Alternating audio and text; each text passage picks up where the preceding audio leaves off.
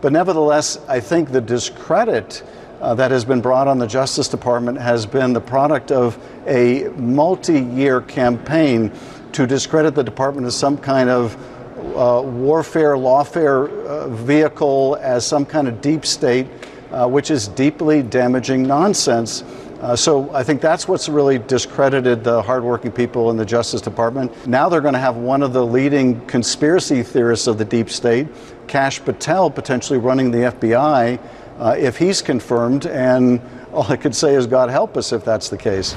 So Trump and Kash Patel are coming, and the FBI seems to know that, because this week it was announced that the FBI would be shutting down its diversity office. That is right. All DEI departments and programs in the FBI will apparently be shut down. But I do want to point out that that is a news story from the real world, because meanwhile, in the fantasy land that is Joe Biden's head, apparently he went out and claimed yesterday that he just passed a new amendment to the Constitution, which is not true, right? It was not ratified in time. It has not been added to the National Archives or anything. Like, this is not real, okay? There is no 28th Amendment to the Constitution, but this is what the senile old man is doing while real things happen in the real world, and this is his attempt, I guess, to save his legacy. It's kind of funny. Just want to point that out. Today, I affirm the Equal Rights Amendment to have cleared all the necessary hurdles to be added to the U.S. Constitution now.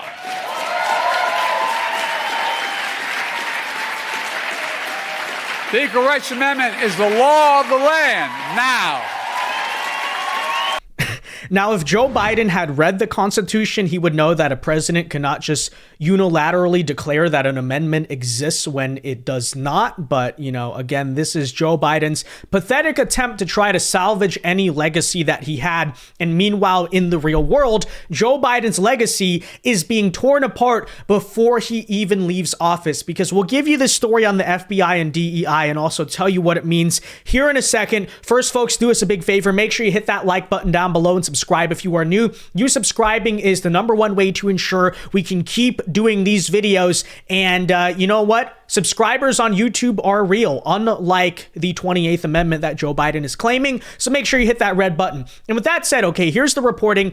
FBI has shut down its diversity office. The FBI has confirmed it's closing its office of diversity and inclusion. The ODI, meant to promote diversity hiring and workplace practices, is now history. With Biden packing up his desk for his last week in office, it seems DEI is just the latest casualty as the Trump administration preps for its return on Monday. And, you know, obviously you love to see it, okay? And listen, I will also say, as a Democrat, even if you're a Democrat, honestly, I would probably still support removing DEI from the FBI, because I would argue the past 4 years, even if you're a Democrat, have been a pretty scathing condemnation of DEI itself, because you added DEI to the FBI, and then what was your goal, right? What has your goal been to use the FBI and the DOJ for the past 4 years if you're a Democrat? It was to get Trump, right? That was the one thing you were counting on rigging our federal bureaucracy to be able to do.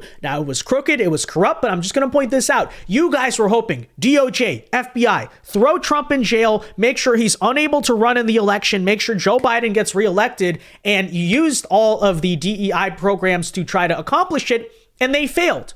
So is that not also an argument for getting rid of DEI?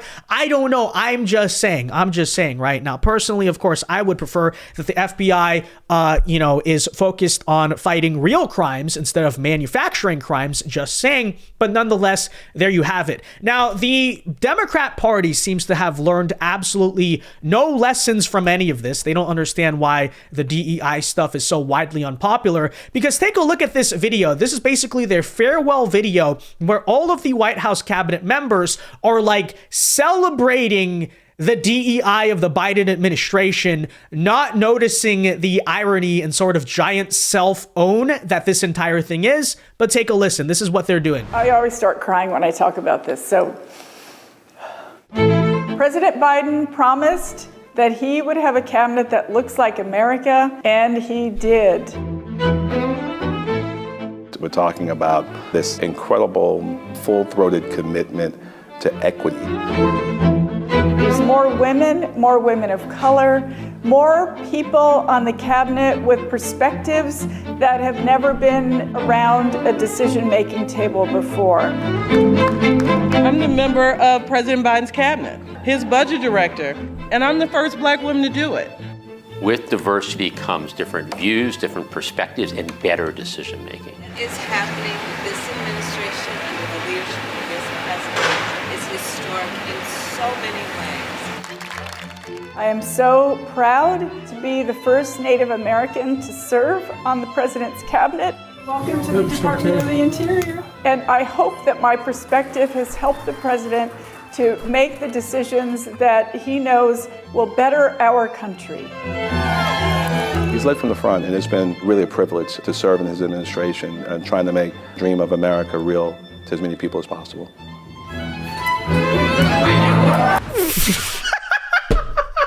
You can't even make this up. You can't even make this up. Okay, couple of thoughts I have. First of all, you always notice how whenever conservatives call someone or they accuse the Democrats of DEI hiring, they're called racist. They're like, how dare you say that? But I want to point out here, in almost every single case, the reason that conservatives call people DEI hires is because, as you see in a video like this, as you saw, for instance, with the assistant fire chief over in Los Angeles, they're on tape. They're going out there publicly saying and celebrating the fact that they're DEI hires. But yet when conservatives are like, okay, so you're a DEI hire because you said you're a DEI hire, it's like, no, you're racist for noticing what we just told you.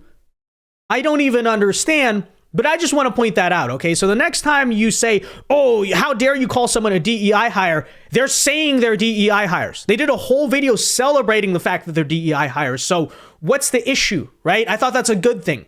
Anyways, that's number one. Number two, though, if it is really true that they are DEI hires, then I would argue that the past 4 years have been the biggest argument against DEI that you've ever seen in the history of the United States. Okay, just saying, because when you look at the track record, when you look at the fact that Joe Biden is leaving office with a negative 20% approval rating and will go down and be remembered as literally one of the worst presidents in U.S. history, it's kind of hard to sit around and say, okay, but this is so good, everybody. It's like, do you see the irony in that? I'm just saying, okay, it's not the best argument you can make for DEI. I don't know, that's just my thoughts, okay, my 2 cents.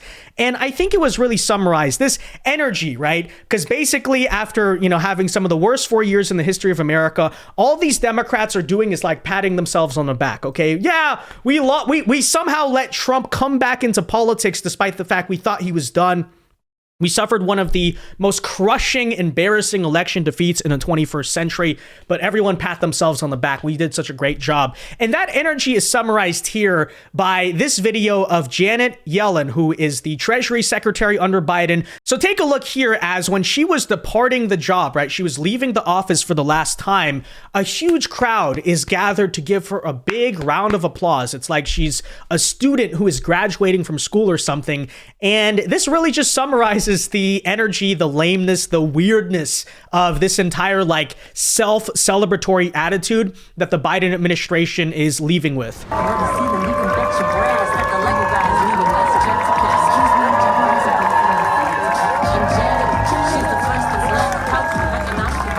Yeah, so you have all these Democrats on the steps that are clapping like seals. Yay! Yay! And meanwhile, in reality, as Treasury Secretary, Janet Yellen presided over the worst inflation in America in the past 40 years. But yay! Yeah, you did such a great job! Yay! We love Joe Biden! Oh my gosh, he's so fantastic!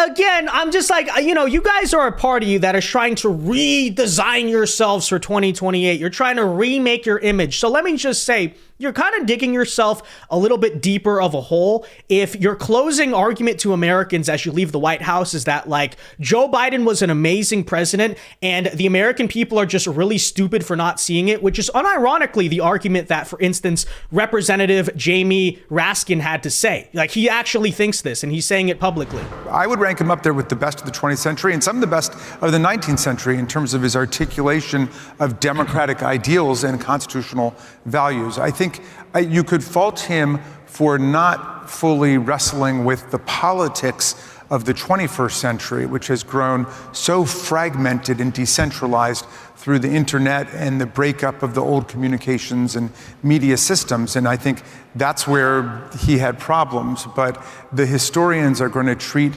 him and his administration very kindly.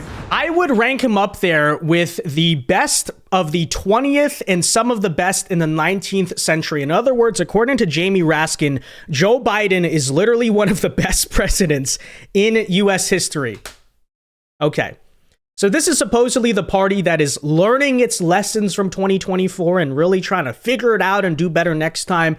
And meanwhile, they're still going out here and saying that Joe Biden was actually an amazing president. We're going to double down on defending that. And the only reason we lost the election is essentially, as he says there, because of the internet and whatnot. Like, Americans are too stupid and misinformed to believe them. It's like, okay. Well, again, in the real world, I once again want to distinguish that there is a Biden world and then there is a real world. The FBI is far from the only sector, whether it's in public or private life, that is getting rid of the failed DEI policies. We've seen across this country, many universities are getting rid of DEI majors, social justice majors, DEI officers, all this stuff. But it also includes the private sector. For instance, McDonald's, as of January 2025, is joining a string of several major corporations that are getting rid of all of their DEI targets and programs and initiatives. And you see that reporting right here. I think John Deere also did it last year. A lot of corporations are doing this, right? They're getting rid of DEI largely because, I don't know, contrary to what Mark Cuban said, maybe it's not actually good practice. Maybe it's counterproductive. Maybe it's not profitable to hire against the practice of merit. So we're already on the same page there. All right. So universities. So you're agreeing with me that DEI. So first of all, let's make sure we're on the same page. You're agreeing with me that DEI is good for business. No, I'm not agreeing with you there. I'm not agreeing with you. I didn't hear any. Well, because I was going to go. Yeah. So I wonder where Mark Cuban is now. Okay. I'd really love to hear his thoughts on that. Unfortunately, he's basically gone quiet since the election. Like, we don't really know what he's up to. Is he still crying over Kamala Harris? Is he still like seething at Trump because Trump didn't recognize him like 20 years ago or something like that? I have no idea, but the overall point is what? Regardless of whatever Mark Cuban claims about DEI supposedly being really good for the corporate bottom line, which I don't actually think it is, but nonetheless, change is coming to America in many different forms. But one of them is, yes, all these woke affirmative action and DEI programs are slowly being phased out of American society. That is a very good thing. It's a very good thing for all fronts of society, and not just the FBI, not just McDonald's, everything, right? You want merit in everything. So yeah, all right. We're almost there, guys. That said, be sure to leave a like on this video, guys. Subscribe to the channel if you are new. And until next time, God bless and peace.